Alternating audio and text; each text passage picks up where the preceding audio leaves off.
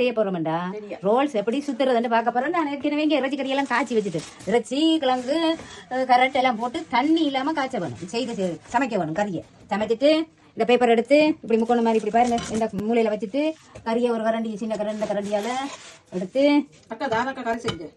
கறி இந்த அக்கா தான் செய்திருக்கிறா. ஸ்விஸ் அக்கா செய்தாவோ லண்டன் அக்கா செய்தாவோ தெரியல. அதை நீ டேஸ்ட் பண்ணி போட்டு சொல்லுங்க பார்ப்போம். எல்லாம் நல்லா தான் இருந்தேன். நான் டேஸ்ட் பண்ணி நான் சரியா நான் ஃப்ரான்ஸில் இருக்க அப்படியே வச்சுட்டு அப்படியே உருட்டிட்டு இங்கால பக்கம் உருட்டிட்டு இங்கால பக்கம் உருட்டிட்டு அப்படியே அப்படியே உருட்டிட்டு தண்ணியை பூசி போட்டு சரி அப்படியே உருட்டியாச்சு. ஓகே சரியா இருக்கா பாருங்க. அப்படியா இருக்குண்ணா சரி இப்படியே வச்சு துவைச்சி எடுத்துட்டு அப்புறம் அடுத்தது வந்து என்ன செய்ய போகிறோம்டா முட்டையில் துவைக்க வேணும். ஏதோ வீட்டில் செய்து சாப்பிடைக்க அவங்களுக்கு ருசியாக இருக்கு. இந்த முட்டையில் துவைச்சிட்டா பார்த்தீங்களா. அது நீங்கள் என்ன போட்டீங்கன்னு சொல்லுங்க. முட்டையும் முட்டைய அடிச்சு போட்டு மாவைய தண்ணியில கரைச்சி போட்டு வெண்டையும் ஒண்டா சேர்த்து போட்டு அதைத்தான் துவைச்சு எடுத்து சாப்பிடுவோம். சரியா எல்லாரும் சேர்ந்து சாப்பிடுவோம். நன்றி மக்களே.